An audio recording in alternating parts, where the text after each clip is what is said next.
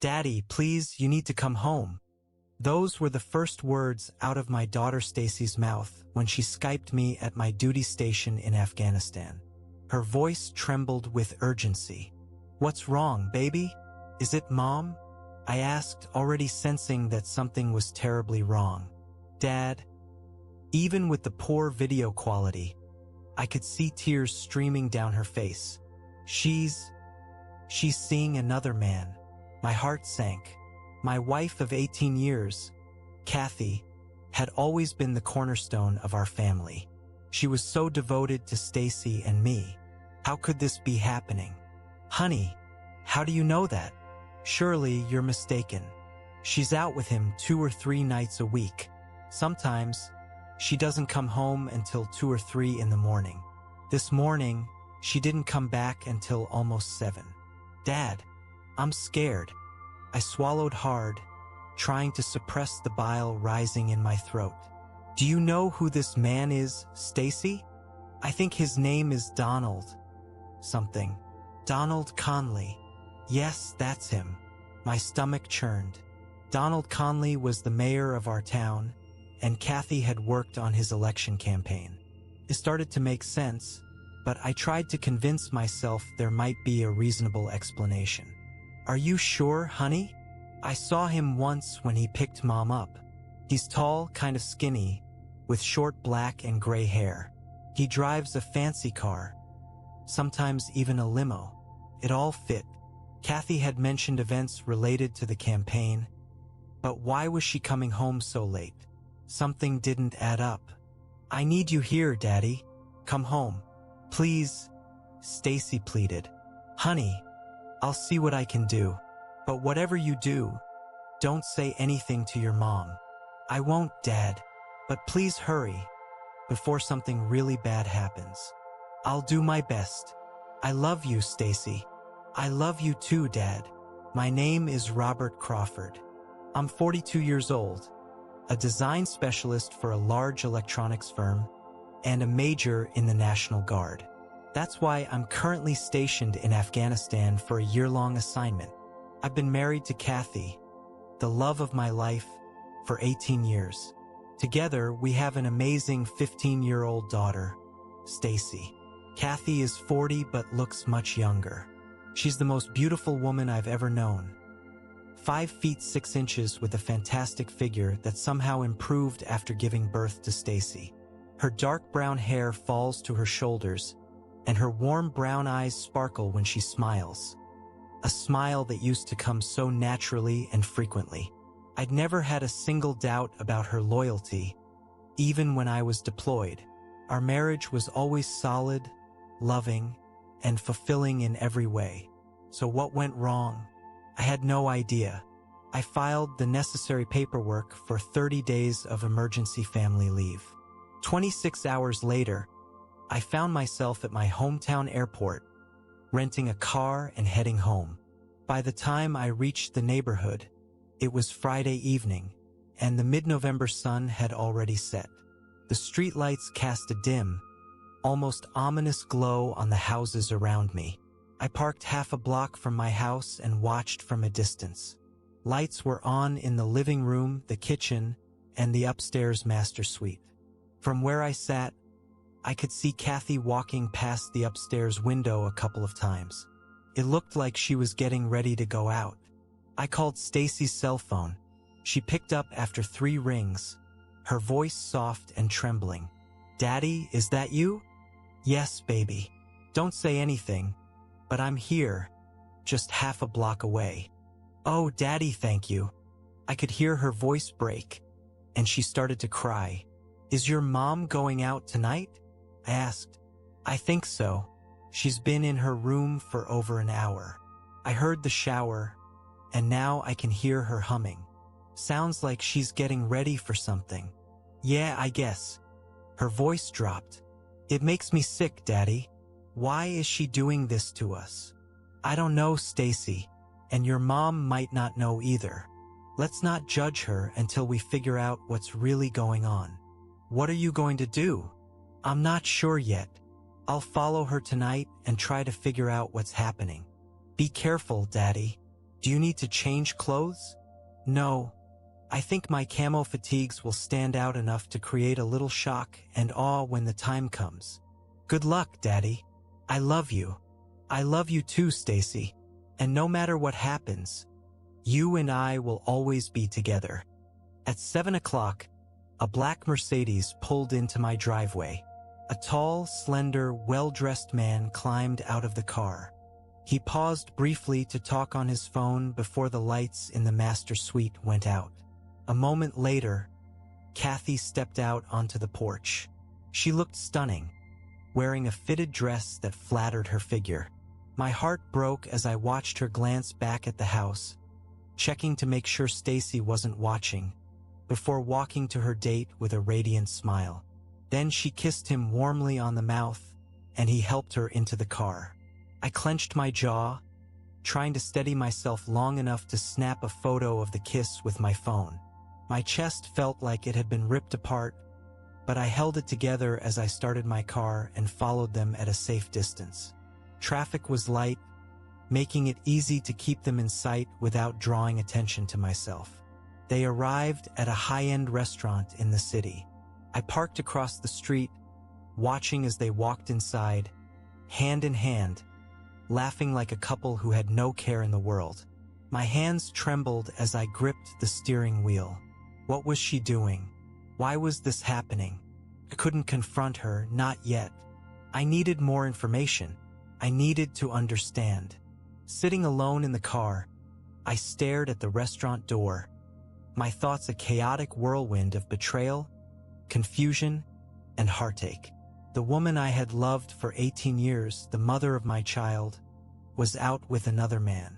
And Stacy, my sweet daughter, was home, scared and hurt. I didn't have any trouble staying unnoticed as I followed them. They drove across town and pulled into the parking lot of a recently built hotel. I parked a few spaces away and watched as they stepped out of the car. They walked close together, arms around each other, and I snapped another photo. The way they moved, the way they touched, it was obvious their affair had been going on for some time. They were too comfortable with each other, like a loving married couple out for a romantic date night. My chest tightened as I watched them enter the building. Once they were inside, I slipped on my camel hat and sunglasses and followed. The lobby was busy, but I scanned the space quickly and efficiently. I received the usual polite smiles and comments like, "Thank you for your service," which I acknowledged with a nod, all the while keeping my focus on the information board that displayed current hotel events. One stood out, the St. James Hospital Charity Ball. It was being held in the third-floor ballroom, and the faint sounds of live orchestral music were already drifting down into the lobby. Ignoring the elevators, which were shuttling well-dressed couples up to the event, I chose the stairs. I didn't want to draw unnecessary attention to myself, and my legs could use the stretch after spending so much time sitting on long flights. When I reached the third floor, I followed the sound of music until I found the ballroom. I walked past the entrance slowly, glancing inside. There they were, just inside the doorway. They looked and acted like the perfect couple, greeting friends and supporters with warm smiles and casual laughter. My wife even glanced toward me for a second but didn't recognize me. Why would she? As far as she knew, I was still 10,000 miles away, fighting sandstorms, flies, and the Taliban. My heart clenched when I noticed she wasn't wearing her wedding rings. I walked past the entrance and into the men's restroom. Sitting in a stall, I tried to process what I'd just seen. Couldn't wrap my head around it. For 18 years, I'd been certain my marriage to Kathy was as solid as a marriage could be. How blind I'd been. How stupid. Likely, this affair had been going on the entire time I was in Afghanistan, serving my country and honoring my duty, while my wife was here, dishonoring me and shattering our wedding vows. What's worse, they were flaunting their relationship in front of all those people. Didn't anyone know the woman draped all over the mayor was married to a deployed army officer? Or did no one care? I felt warm tears sting my eyes, but I wiped them away. There was no time for self-pity. I needed a plan. Right now, I had a much different enemy to face than the Taliban. I stayed in the bathroom stall for half an hour, giving the event plenty of time to settle into full swing before I emerged. I walked through the ballroom doors, unnoticed except for the young man at the entrance who saluted me and said, "Welcome, sir." My uniform had more clout than any ticket, and I offered him a polite nod in return. As I entered, the thought crossed my mind. It's a shame my wife and her lover don't have the same respect for me or the uniform I wear. It took me a few minutes to locate Kathy and the mayor. They were on the dance floor, swaying to a slow song. Her arms were around his neck, her head resting on his chest, while his hands settled possessively on her lower back. My stomach turned as I watched, but I forced myself to stay still. I managed to take several photos, even though every part of me wanted to storm the dance floor, punch him square in the face, and kick him until his guts were in his throat. But I knew that wouldn't solve anything. It might satisfy my anger for a moment, but it would land me in jail and only complicate things further. No, I needed absolute proof of their affair, something undeniable.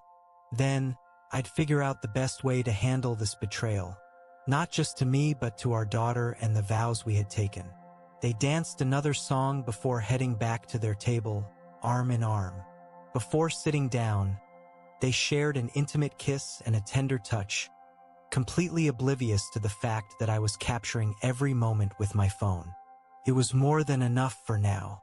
I quietly made my way out of the ballroom and into the hallway, finding a bench where I could watch the ballroom doors and elevators. As an army officer, I had learned the value of patience, and tonight it paid off. I waited nearly 2 hours as the event began to wind down and people slowly made their way out of the ballroom and toward the elevators. Eventually, Kathy and the mayor emerged. They stood just outside the doors, talking softly, their smiles warm and intimate. After a minute, they turned together and walked toward the bank of elevators. But instead of pressing the button to go down, they pressed the one that would take them up. That was strange. I was sitting just 15 feet away on a bench against the wall, wearing my camel fatigues and sunglasses, and they hadn't even noticed me. Or maybe they didn't care. Either way, the fact that they were heading up spoke volumes. My heart pounded, but I stayed rooted in place, waiting to see where this would go. My name was clearly displayed on the front of my uniform, making me stand out like a sore thumb among the tuxedos and ball gowns. As I leaned against the wall near the elevators, a few couples smiled or nodded at me, offering polite acknowledgments of my service. I nodded back, but my focus was elsewhere. My wife and her lover, so completely absorbed in each other, never even noticed me. When the elevator doors opened, they stepped in hand, and I watched as the car stopped on the 11th floor. I waited to see if the elevator would continue moving. It didn't. Instead, it descended back to the 3rd floor to pick up other guests heading down to the lobby. I took this as my cue to act. I approached the front desk and addressed the young woman behind it. "Excuse me, I know this is an unusual request, but I have an urgent message for Mayor Conley that I've been directed to deliver personally," I said, flashing my government ID. She looked uncertain, hesitating for a moment. "Sir, I'm really not supposed to divulge that information. Miss, if this wasn't urgent, do you really think I'd be here in uniform, delivering this message myself?" My tone was calm but firm, and she nodded nervously. After a quick glance at her computer, she replied, "He's in room 1114. "Thank you," I said, giving her a small nod before heading to the elevators. When I reached the 11th floor, I followed the signs to rooms 1101 through 1134. Walking past 1114, I glanced around to ensure no one else was in the hallway, then leaned in and pressed my ear against the door. Soft conversation was all I could hear, nothing incriminating, but it was enough to confirm they were inside. I moved further down the hall and found the stairwell. Knowing the door might lock behind me, I wedged my handkerchief between the latch and the frame, leaving it slightly ajar. I checked my watch. Midnight. Stacy had told me her mother typically returned home between 2 and 3 a.m., and once as late as 7 a.m., so I prepared for a long wait. My army training had taught me patience, and it was paying off once again. Through the small window in the stairwell door, I had a clear view of room 1114 and would be ready the moment they left. As I sat there, waiting, my mind was flooded with images I didn't want to see. I imagined her with him, their bodies tangled together, his hands on her in ways that were meant to be mine alone. My heart wasn't just broken. It felt like my entire life was spiraling into a dark abyss filled with pain, rejection, and humiliation. I tried to focus on Stacy, reminding myself I needed to hold it together for her sake. But the knowledge that my wife, the woman I loved and trusted with every fiber of my being, was giving herself to another man at that very moment overwhelmed me. Around 1:30 a.m., I stepped out of the stairwell and pressed my ear to their door again. This time, I heard faint moaning, followed by my wife's unmistakable voice, breathless and desperate. "Yes, oh God, yes. Do me, Don. Do me hard like that. You're so good." Then came the scream. A scream I'd heard countless times before, one she always made when she climaxed with me. Tears streamed down my face as I staggered back to the stairwell, my chest heaving with anguish. I stayed there, slumped against the wall, waiting. I knew it wouldn't be much longer before they left their little love nest. At 2 a.m., I stepped out of the stairwell for the last time and positioned myself against the wall outside their room. My phone was set to record video and I was ready. 15 minutes later, I heard the chain being removed from the door, followed by the soft click of it opening. I hit record. They stepped out together. His arm was draped protectively around her shoulders, and she leaned into him, smiling. Kathy looked freshly scrubbed, her hair neat, her face glowing. Donald Conley looked smug, clearly pleased with himself. They shared a brief kiss before turning toward the elevators. "How did the screwing go, Kathy?" I asked, my voice calm but laced with cold fury. "It looks like you two had a great time." Kathy froze. Her eyes locked on me, and her face turned pale. Her hand flew to her chest as she cried out, "Oh, Bob! No. Oh God, please no. This can't be happening. You weren't supposed to see this."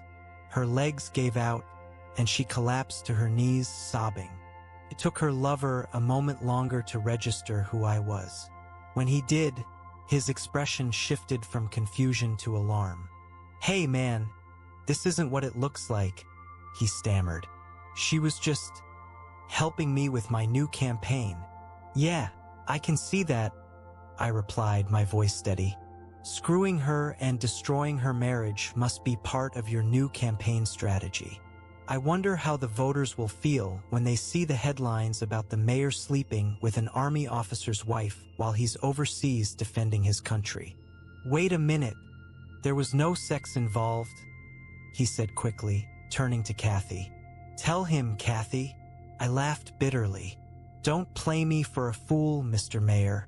I saw the kissing at my house, the dancing at the ball, and I heard everything through that door.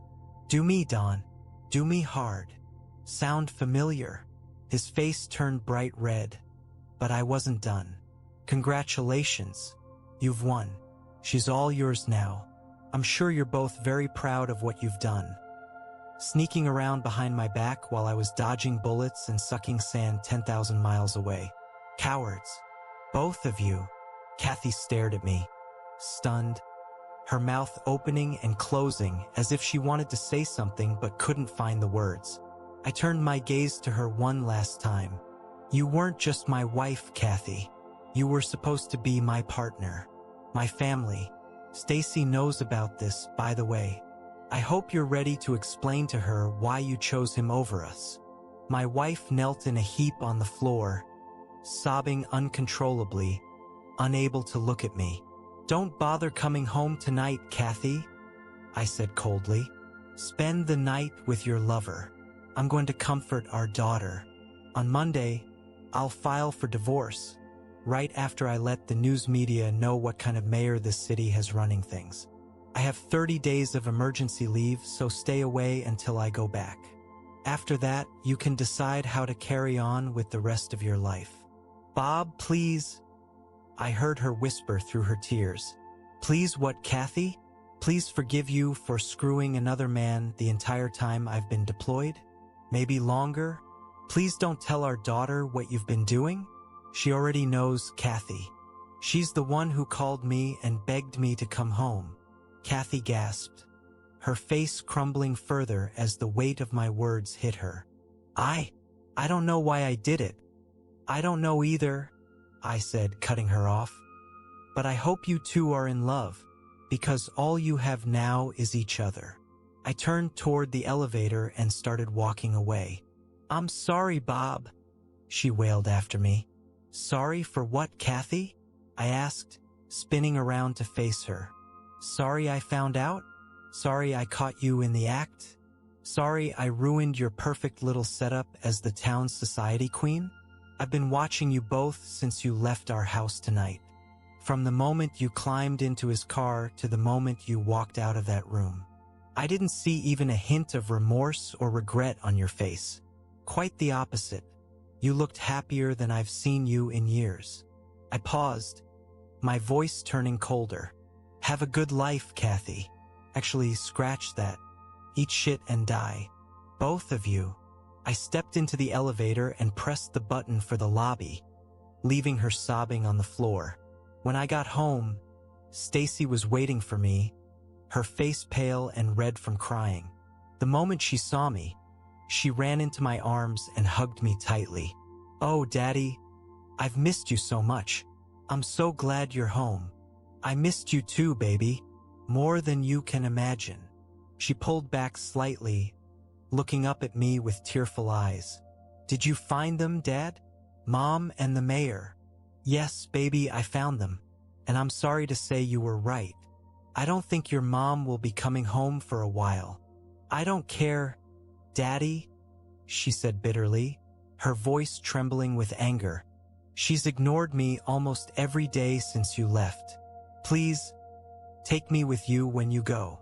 I sighed and held her close. "Honey, I wish I could, but I have to go back to Afghanistan in a month. As much as I want you with me, you have to stay here." "I can't stay with her, Dad. I hate her," she said, breaking down into tears. "No, Stacy. No matter what your mom has done to me or to our marriage, she's still your mother." "She doesn't love me, Dad," she sobbed, wrapping her arms around me tightly. I held her while she cried, my heart breaking for her. "I know this is hard, baby, but we'll get through it together. I promise." After some time, I convinced her to go to bed. I secured the house, locking all the doors and setting the chains, just in case Kathy decided to come back. I didn't know if she and her lover had used any of our bedrooms, but I didn't want to take the chance. I slept on the couch that night, even though I wasn't entirely sure it hadn't been a part of their rendezvous either. Sleep came in short, restless bursts. 45 minutes here, half an hour there. As I lay awake thinking about how to handle things when Kathy eventually came to collect her belongings. I could have been the bigger person and gotten a hotel room, leaving the house to her. But I couldn't find it in my heart to be that generous. She was the one who had destroyed our marriage, so she could suffer the inconvenience of being displaced from her home for the next 30 days. Besides, I was sure her lover would be happy to take her in. They'd been acting like a married couple, now they could live like one. Consider it a trial marriage. The next morning, Stacy and I both slept in, though not peacefully. I got up first, made some coffee, and cooked scrambled eggs and toast for us. When Stacy finally emerged from her room, We sat together at the table, making small talk as we ate. It was a moment of normalcy in the chaos that had taken over our lives. As we finished, the phone rang. Stacy and I exchanged a glance before she got up to answer it. "Hello?" "Oh, hello, Mom." Her tone immediately turned icy. "Yes, he's here, but no, I don't think he wants to talk to you." "Why would he?" There was a long pause as she listened, her expression growing angrier by the second. "Mom, really? Dad and I both find it hard to believe that you're sorry. This wasn't a mistake. It's not like you slipped up and kissed the guy once. You've been having an affair ever since Dad deployed." Another pause, longer this time. Stacy's voice turned sharp. "Yes, I was the one who told Dad to come home." She paused again, her brow furrowing. "Mom, you've ignored me for months. The only thing you've cared about, the only thing that's mattered to you, is your affair with Donald Conley." Another long pause. Her expression hardened. "Mom, please use your brain. Why would I tell Dad not to hurt me? That man needs to be hurt, and hurt badly, for what he's done." "Sorry, Mom, but it's not going to happen." She hung up the phone and turned to me, her face filled with frustration and sadness. "She seems scared, Dad, like she doesn't understand what's happening. It's like she thinks cheating on you is no big deal, and she can't figure out why you don't want her to come home." "No big deal," I repeated, shaking my head. "Well, I promise you this. By the time I'm done with the two of them, she'll understand exactly what she's done and just how many people she's hurt by her actions." Stacy nodded, her face softening as she sat back down beside me. We didn't need to say anything else. For now, we had each other, and that was enough. The house was quiet for most of the day. I tried to keep my mind off what Kathy might be doing with her lover, and Stacy did her best to keep me distracted by talking to me about everything and anything. We eventually got around to discussing what would be best for her when I returned to Afghanistan. I thought she'd be happy staying at home, going to her school, and being with her friends. But Stacy was afraid her friends would turn against her once they learned about the terrible things her mother had done. I assured her that real friends would stand by her, but she wasn't convinced. We finally settled things when I promised to call my mom and ask if Stacy could stay with her until my deployment ended, hopefully in another 5 or 6 months. Stacy seemed relieved by this plan, though it didn't erase the pain she was carrying. Late in the afternoon, the phone rang again. It was Kathy. I answered, but as soon as I heard her say, "Bob, oh Bob, please give me a chance to explain," I passed the phone to Stacy without a word. "What, Mom?" Stacy's voice was hard and cold as she held the phone slightly away from her ear, so I could hear what Kathy was saying. "Stacy, I need to talk to your dad." "I told you, Mom. He doesn't want to talk to you." "But I need to explain." "Explain what, Mom? What can you possibly tell Dad that will explain what you and Donald Conley have been doing for the past 6 months?" "It's not what you think, Stacy." "Yes, Mom, it is exactly what Dad and I think. You've turned your back on both of us in the worst way a woman can turn her back on her family. Shame on you, Mom. Shame on you." Stacy was practically yelling now, and I could hear Kathy crying on the other end. "I didn't mean to hurt anyone, Stacy." "Well, you did, Mom. You hurt people who loved you more than anything in the world. You ripped the heart out of the one man who would have died for you. I hope you're proud of yourself, Mom. I hope your sordid affair was worth it, because it cost you your family. Whatever that's worth to you." "Oh, please, Stacy. I love you and your dad." "Yeah, right, Mom. And pigs fly. If you love us, you have a really strange way of showing it. And I hate to think what you'd do if you hated us. Now, do you need something? Or can I go back to spending time with my dad?" There was silence except for the sound of Kathy crying. Finally, she said quietly, "I need some things. I need clothes and I need my pills." Stacy's voice dripped with contempt.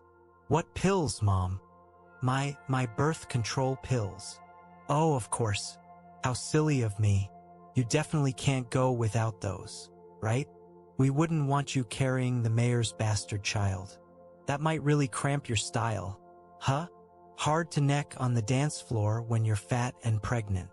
There was a long pause before Stacy added, Don't worry, I'll tell Dad, and I'm sure between the two of us, we can pack up your clothes, your birth control pills, and your makeup too. Stacy. Oh, right, Mom. Of course. As the town's society queen, you've got to keep looking beautiful for His Royal Highness, the mayor, and your adoring public. Everything will be out at the curb by 6 o'clock tonight, so you can just drive by and pick it up. Have a nice night, Mom. Stacy slammed the phone down and immediately started crying. I pulled her into my arms, holding her tightly. You were kind of hard on your mom, Stacy, I said gently. I know, she hiccuped, her voice trembling. I'm not proud of it, but I'm so angry. Couldn't help it. I just had to let it out. I know, baby. I know. I kissed the top of her head. We'll get through this, Stacy. We won't let them win. I hugged her again, then left her to calm down while I went to gather the things her mother had requested. Once that was done, I headed to my office to think. There were so many things I needed to do in the next few days, and my army training kicked in, allowing me to compartmentalize and focus on the tasks at hand. This was a battle, and I was going to treat it as one. The usual logistical stuff was easy. Finding a good divorce lawyer, canceling our joint credit cards, opening new accounts in my name and Stacy's, changing the beneficiaries on my life insurance and retirement plans to Stacy, and moving half the money from our checking and savings accounts into accounts only accessible to the two of us. The harder part was figuring out how to deal with Mayor Conley. He had to be punished, not just for what he'd done to me, but for what he'd done to my family. And that punishment needed to be public and absolute. He needed to be exposed as the cowardly, wife-stealing scumbag he truly was. At 8 o'clock that evening, the answer to part of that problem came in the form of a phone call. I picked up on the second ring. Crawford Residence, I said curtly. Robert Crawford? The voice on the other end was unfamiliar. That's right. Major Robert Crawford? I hesitated for a moment before answering. Yes, that's correct. Major Crawford, my name is Ryan Sims. I'm a city councilman here and a friend of Mayor Conley. I was wondering if I could talk to you about this little misunderstanding involving you, your wife, and the mayor last night. The voice on the phone continued. Little misunderstanding? Is that the city's official spin on my wife and Donald Conley's sex scandal at the Ritz until 2 a.m. this morning? I asked, my voice cold. Now, there's no need for that kind of language, the man said smoothly. We're just talking about a little late-night party between two consenting adults who might have had a bit too much to drink and got carried away. I'm sure if we just talk about it, we can straighten everything out. There's nothing to talk about. Your Mayor Conley has been screwing my wife for the past 6 months while I've been in Afghanistan. And last night, I caught them. There was a pause before the man responded, his tone calculated. I understand how troubling this is for you, Major, but I'm hoping we can find a way to work through this, for everyone's sake. Everyone? My only concern is for my daughter. The rest of you can go straight to hell. I'm sorry you feel that way, Major. The mayor is a powerful man in this community, and anything that might drag him down or make him look bad could result in, well, let's just say negative consequences for whoever causes it. I stiffened. Are you threatening me? I'm just telling it like it is, Major. I'd hate to see anything happen to you or anyone you care about. Letting out a slow breath, I leaned back in my chair and made sure my voice was steady and lethal. Let me tell you something, Councilman, and I strongly suggest you listen carefully. I've spent the last 6 months facing the Taliban, meeting them at every turn, and filling their lives with pain and suffering. Don't for a second think I'll back down from a fight with a tin horn, wife-stealing scumbag of a mayor from a town that barely rates a dot on the state map. You and your powerful friend have no idea what kind of adversary you're dealing with. I don't give a damn how much clout you think you have. If you take me on, you're messing with the devil. I paused to let the words sink in. That's something my soon-to-be ex-wife forgot to mention before she got involved with Conley. You might have money and influence, Councilman, but I have every man and woman within 100 miles who has ever served in the United States Armed Forces. You see, we don't take kindly to men who exploit a soldier's wife while he's overseas risking his life for his country. In fact, we loathe and detest them. There was silence on the line, so I added, "Here's some advice, Councilman Sims. Remove yourself from this situation and get as far away from Conley as you can. Because if you don't, you might just find yourself scorched by the fire that's about to rain down on your good friend." The councilman cleared his throat nervously. "Major, surely there's an amount of money, let's say a large amount, that could change hands and smooth over this unfortunate incident. Something to make things right." I almost laughed. "There aren't any hurt feelings to smooth over here, Councilman. There's just cold, damning rage. And let me be clear, there isn't enough money in Fort Knox to make this go away. The only way this ends to my satisfaction is seeing Conley and my wife feel the full weight of the pain they've caused my daughter and me. You can pass that message along to both of them. Tell them to get all the sex they can now, because soon they may not feel like doing it anymore, at least not with each other." The councilman sounded increasingly desperate. "Major, listen. When this gets out, it's going to blow up in ways you can't imagine. A lot of heads are going to roll. There must be some way we can make this disappear. If you're serious about that, it starts with Conley publicly admitting he's been having an affair with an Army officer's wife while that officer was deployed overseas. Then he can follow it up by apologizing, stepping down as mayor, and slinking off into obscurity. And hey, he can even claim the booby prize and take my cheating wife along with him. But nothing short of that will stop me from publicly humiliating him and bringing him to his knees." The line was silent for several seconds. Then the councilman spoke, his tone grim. "Damn, you're really serious about this, aren't you?" "As serious as I've ever been about anything in my life," I replied.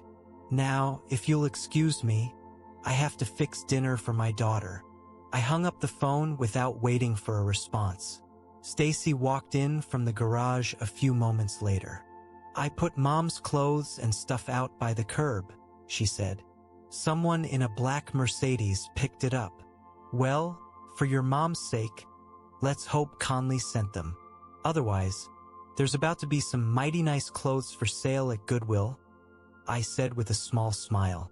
Stacy smirked. "I'm not sure what Goodwill would do with her birth control pills." I chuckled. "Fair point. Thanks for handling that." Stacy nodded but looked hesitant. "You know, you're going to have to talk to her eventually." "I know," I said quietly. "I will, when I'm ready, and when the time is right." The rest of the weekend passed without incident. Stacy helped me with the laundry while I spent time working on my plan to bring down Mayor Conley. It wasn't just about revenge, it was about justice. Monday morning couldn't come fast enough. I called a guy I knew at the local paper, John Foster, and arranged to meet him for coffee at Denny's. John was a good guy, a reputable reporter, and a former sergeant in my National Guard company a few years back. He arrived promptly, gave me a firm handshake, and sat across from me.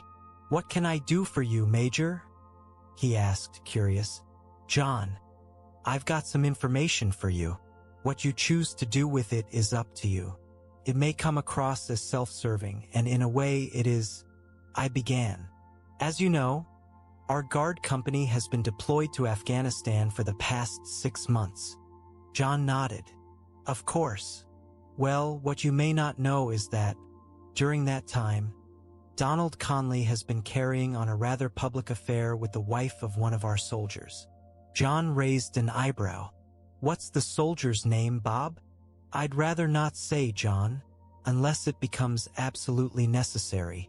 If I were the one being humiliated by a slimeball like Conley, I wouldn't want my name out there. He leaned back in his chair, frowning.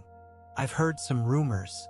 The word on the street is that the woman is separated from her husband and going through a divorce. I guarantee you that's not the truth, I said firmly. The husband had no idea about the affair until a week ago.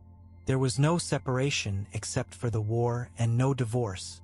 At least not yet. John nodded slowly. I understand, Major, but I can't just publish accusations against the mayor of this town without solid evidence. Do you have proof? I do. I pulled out my phone and showed him the pictures and video I had taken. His face hardened as he scrolled through the files. Of course, I added. I'd appreciate it if the woman's face was blurred a little. John shifted uncomfortably in his seat. Bob, are you sure you want to go through with this? You know the truth is going to come out eventually. I shook my head, sadness washing over me. I know, John, but I'll just have to deal with the shame. It's not like I was aware of it while it was happening. While Conley was screwing my wife, I was 10,000 miles away, ducking bullets in that miserable sandbox. The real shame, I continued, my voice hardening, is on Conley. You're one of us, John. You know how much of a breach of trust it is to take advantage of a soldier's wife while he's overseas, in harm's way. John nodded, his expression somber. I get it, Major. Let me see what I can do. We talked for a little longer, reminiscing about some of the guys from our company, especially the 3 who gave their lives during the deployment. I transferred the photos and video to his phone, shook his hand, and thanked him for his time. Then we went our separate ways. My next step was finding a good divorce lawyer. After doing some research online and checking reviews, I settled on one who seemed promising. RJ Collins, ESQ. I scheduled an appointment for that afternoon, and when I arrived at her downtown office, I was surprised to learn that RJ stood for Rebecca Joy. She was a tomboyish woman in her 50s, with graying hair and a no-nonsense attitude. She got right to the point. Major Crawford, what can I do for you? I need a divorce, I said bluntly. And I can tell you up front, it's not going to be a pleasant one. She rolled her eyes. There's no such thing as a pleasant divorce, Major. But I'll bite. What makes yours so unpleasant? Because, I said, leaning forward, while I've been in Afghanistan for the past 6 months, the mayor of this little town has been screwing my wife on a regular basis. Her eyes widened in shock, and she dropped the pen she was holding. Wait, you mean Conley? I nodded. Yes. Well, she said, straightening her posture. You have my undivided attention. For the next half hour, I told her everything, answering her questions and clarifying details as she took notes. When we got to the topic of Stacy, she asked, Your daughter, she's 15, right? Is she your only child? Yes. How does she feel about all of this? She hates it. It's tearing her apart. She doesn't want to stay with her mother when I go back to Afghanistan. Well, she's old enough that the court will take her desires into account, Rebecca said thoughtfully. Since she can't go with you, is there another option besides her mother? My mom, I said. I'll call her to see if she can take Stacy until my deployment ends. I'm sure she'd love to have her granddaughter stay with her for a while. Rebecca nodded. That sounds like a solid plan. We spent the rest of the hour discussing our finances and property. Rebecca advised me to talk to Kathy to see if there was any chance we could reconcile, but I told her there wasn't. If you'd seen the way they looked at each other, you'd understand why. There's no way Kathy and I can put this behind us. I need those papers ready to serve as soon as possible. Another week went by. During that time, Kathy called the house 5 times. Each time, she begged to talk to me, and each time, I told her I would let her know where and when, but kept the conversations brief. Her calls didn't faze me anymore. I was focused on the next steps. My plan was in motion, and the pieces were falling into place. Kathy and Conley thought they could destroy my family and walk away unscathed. They were about to learn how wrong they were. On Friday, my attorney informed me that the divorce papers were ready to be served. She just needed to know when and where. I told her I'd invite Kathy to the house the following Monday at 2 p.m., while Stacy was at school, and she could be served then. I called Kathy on her cell and told her I wanted to meet with her on Monday at 2 at the house. She tried to keep me on the line, launching into what was clearly a rehearsed explanation for her behavior, but I cut her off. "You'll have all the time you need to explain when we meet on Monday," I said before hanging up. On Monday, Kathy arrived a few minutes early. We sat down at the kitchen table. Seeing her again made my heart ache. She looked beautiful, too beautiful. It was a cruel reminder of the woman I'd once loved, the woman I thought I knew. "Coffee?" I offered. "No, just water, please." I poured her a glass and set it in front of her. Then, I leaned back in my chair. "I know you want to explain some things, and I'll give you the chance to do that." "Thank you, Bob," she said softly. "But," I continued, cutting her off, "before you start, I need to tell you something. In a little while, someone will arrive to serve you with divorce papers." Her face went pale. "Why, Bob? I don't want this. I didn't want you to have a 6-month affair with Donald Conley while I was fighting a war either," I said, my tone icy. "But here we are." "Bob, please," she pleaded. "If you'll just hear me out, you'll see why this happened. Maybe we can work past it." I nodded. "Go ahead. Talk." She took a deep breath and began. "You know, I worked on Donald's election campaign. We spent a lot of time together, functions, precinct walks, and we became friends. After you deployed, I was lonely, depressed. Donald took me out to lunch and let me talk to him. He helped me cope with the pain of missing you." I clenched my jaw but said nothing, letting her continue. "Then one night, he asked me to attend a dinner event with him. He said there would be influential couples there and that it might be best if I used my maiden name and left my wedding rings at home to avoid rumors. I didn't think much of it at the time, but now I see that taking my rings off was a mistake." "When did the sex start?" I interrupted, my voice sharp. She looked down at her hands. "Not right away. That night we danced closely. When he took me home, he kissed me goodnight. And you let him." Tears welled up in her eyes. "I was lonely, Bob. I just spent a romantic evening with a handsome man who made me feel like a princess." "He treated you like a princess while your husband was fighting a war," I said bitterly. "And that gave you the right to disrespect me?" "No, it didn't," she admitted, shaking her head. "But I was confused. You were so far away, and I missed you so much. I don't know. He made me feel good." I nodded, urging her to go on. We went out to dinner a couple of times a week after that, and to more and more events.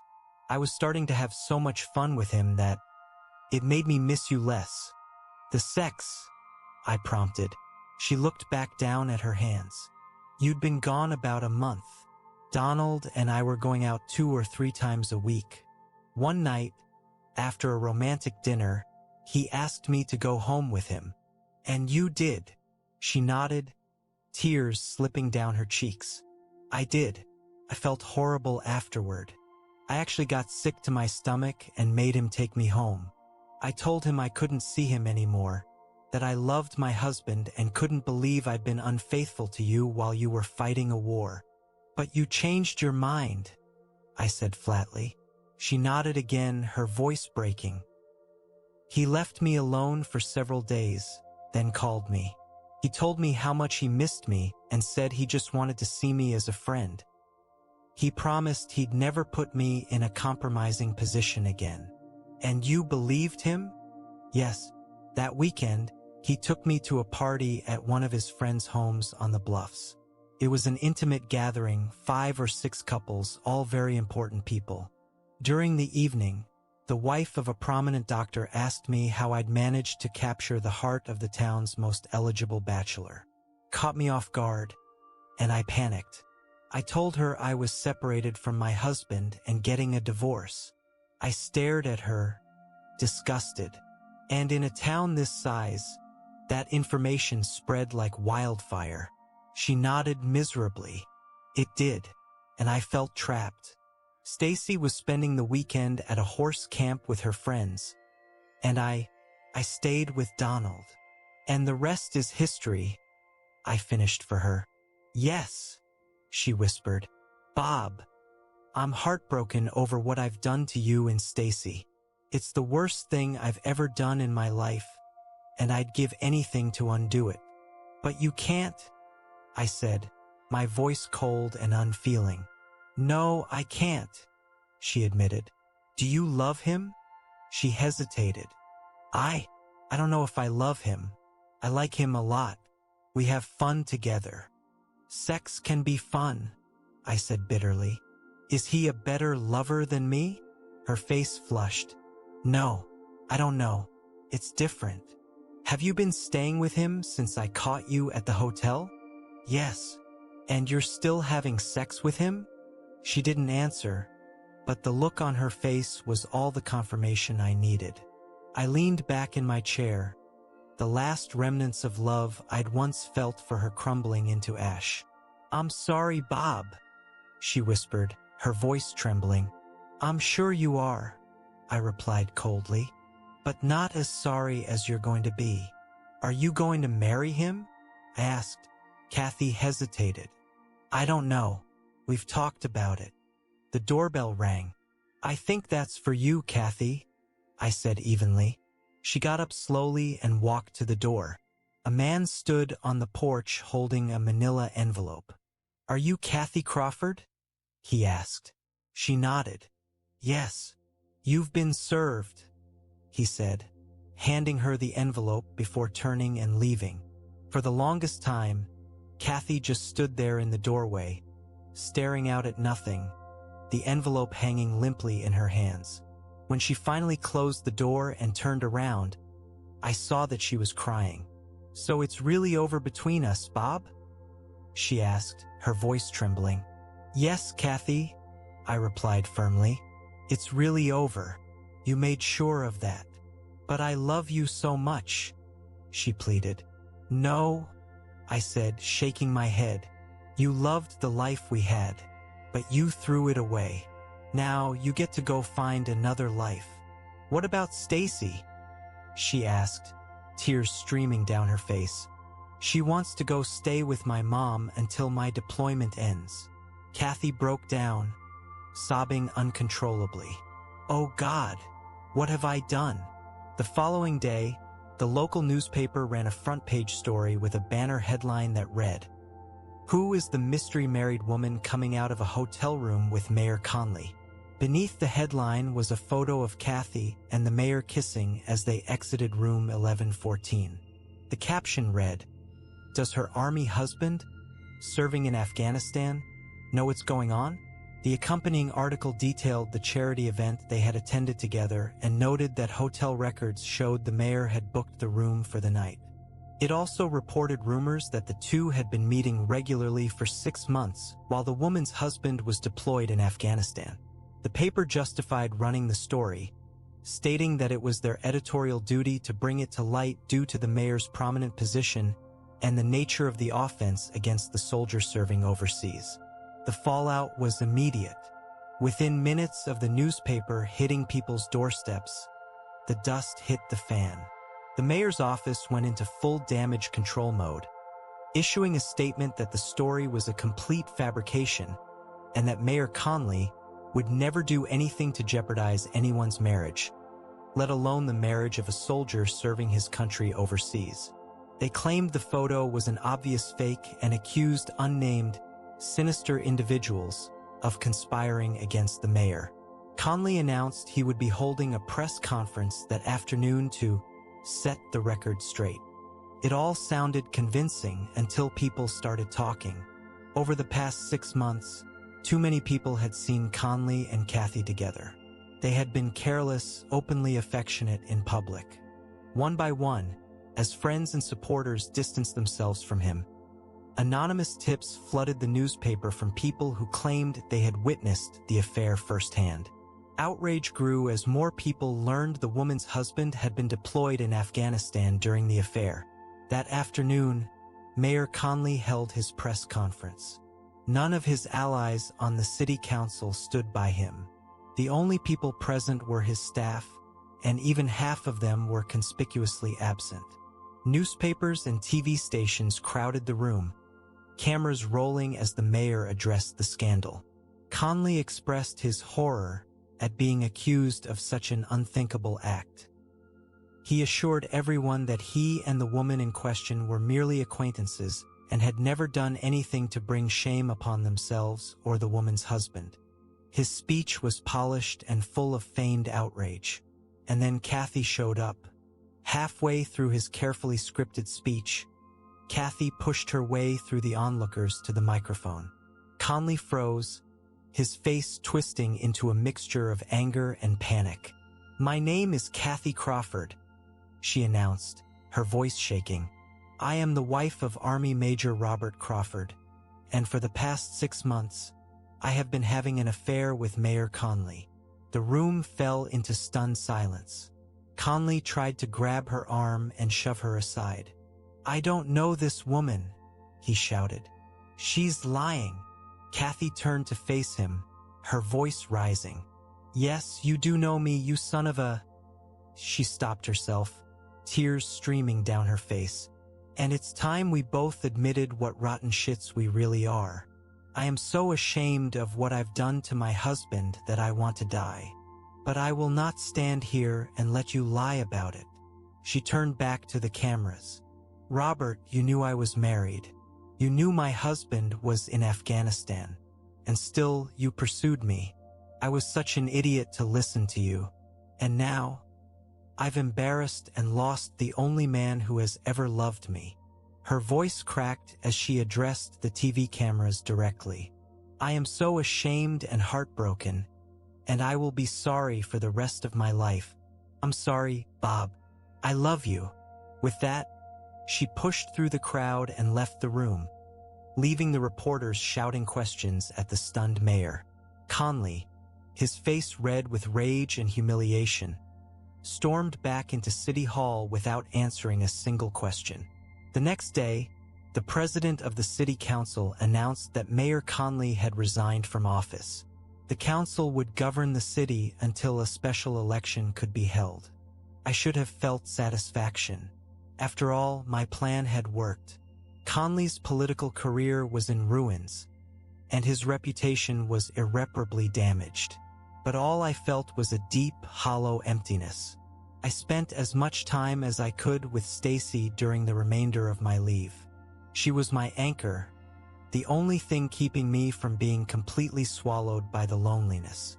Before I returned to Afghanistan, I allowed Kathy to move some of her belongings back into the house, for Stacy's sake. But Stacy and I didn't stay. We packed up and went to my mother's home, 60 miles away.